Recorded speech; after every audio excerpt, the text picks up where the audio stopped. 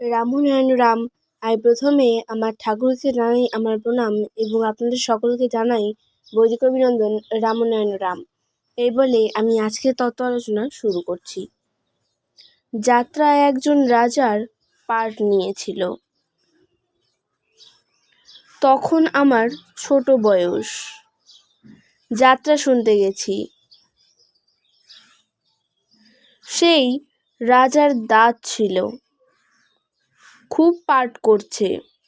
মধ্যরাত্রে সাধারণত চুলকানি উঠে থাকে। চুলকানি উঠেছে খেয়াল নেই, বিছানায় শুয়ে পাঠ করছে। রাত হয়েছে, মনে করেছে বাড়িতেই আছি বুঝি। কথাগুলো সব এলোমেলো হয়ে যাচ্ছে। আমি ভেবেছিলাম ওটা বুঝি পাঠেরই একটা অঙ্গ। কথা বলছে আর চুলকাচ্ছে। কথা তো কেউ বুঝতে পারছে না। আমরাও সেরকম এই সবের মাঝে পড়ে খেই হারিয়ে ফেলি। এইসব প্রেম, ভালোবাসা, আরও কত কি, সবই এই চুলকানির মতো হয়ে যায়।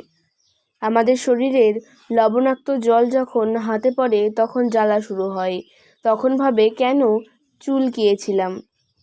সেই জ্বালায় ছটপট করতে থাকে। এখানে সব কিছুতেই জ্বালা। যে কাজই করো সমস্ত কাজেতেই দুঃখ, ভুল বোঝাবুঝি। অন্তর্যামিত্ব না থাকলে যদি চলতে হয়, আর গোটা কতক অন্ধ যদি বলে চলো বেড়াতে যাই, এই দুটো একই কথা হয়ে পড়ে। কেউই রাস্তা পায় না।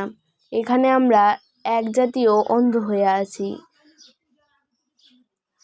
কোন পথটা গ্রহণ করব ঠিক পাই না। এখানে ভুল বোঝাবুঝির মধ্যেই থাকতে হয়। কেউ যদি তোমার বাড়ির দিকে তাকিয়ে থাকে, কেন তাকিয়ে আছে জানলাম না। ও এইদিকে কেন তাকিয়ে আছে, ও ভারী বদ বলে দিলাম। অন্ধের মতো গুতোগুতি করতে হয়। শুধু ধারণার ওপর উক্তি করে যাই। কতগুলি অন্ধ যদি একটা ঘরে থাকে, ধাক্কা তারা খাবেই। অন্তর্যামিত্বহীন হচ্ছে অন্ধের শামিল। ধারণা তো ঠিক নাও হতে পারে।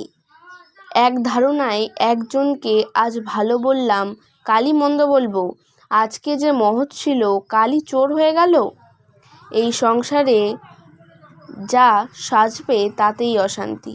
সবাইকে একটা আবরণ দিয়ে চলতে হয়। প্রত্যেকে গুপ্তভাবে চলছে।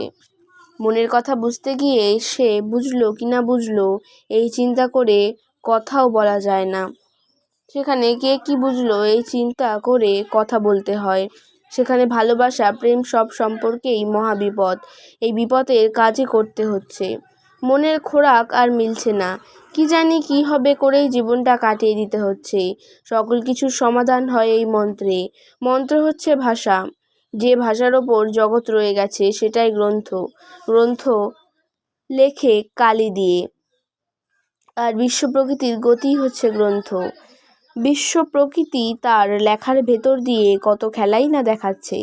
পাখির খেলা দেখাচ্ছে, সাগরের শব্দ শোনাচ্ছে। অত বড় ওস্তাদ, তার লেখায় কথা বলে। নদী বয়ে যায়, তাই পাহাড়ে বরফ জমে। প্রকৃতির গ্রন্থে প্রাণ আছে। এত বড় সাহিত্য, এই প্রকৃতির গ্রন্থে কি লেখা পাচ্ছি? যা দেখছো এগুলো জাগতিক ভাষা। যে ভাষাকে শিখলে সমস্ত শক্তির অধিকারী হতে পারা যায়।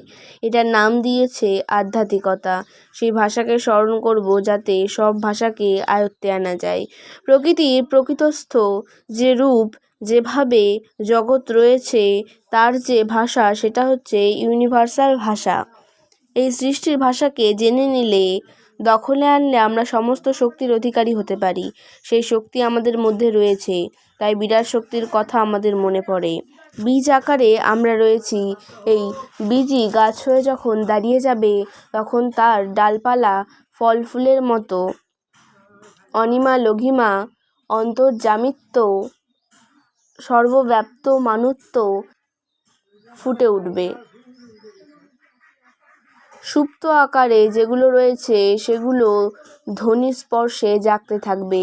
ডিমে যদি তাপ দেওয়ার মাত্রাটা জেনে তাপ না দেওয়া যায়, তবে ডিম ফোটে না। তাকে তার সেই মাত্রায়, যে মাত্রায় ফুটবে সেই মাত্রাতে তাপ দিতে হয়, তবে জাগরিত হবে। যেটা লুকায়িত রয়েছে সেই মূলাধারে কুণ্ডলিনী রূপে, যেটা মোশন বা গতিতে রয়েছে। সেটাকে স্মরণ করলে দেহের যন্ত্র এমনই জিনিস কোথায় রয়েছে কিন্তু আপনিই ফুটে ওঠে। আমাদের এখানে কোথায় লন্ডন থেকে টাইপ করছে, আর এখানে হাজার হাজার মাইল দূরে কেমন কাগজে ফুটো ফুটো হয়ে লেখা বার হয়ে যাচ্ছে। যদি এই সামান্য যন্ত্রের শক্তিতে এরকম হতে পারে, তবে আমাদের এই দেহযন্ত্র, জাগ্রত যন্ত্র, এতে তার মন্ত্রের স্মরণে কেন এত সব হবে না?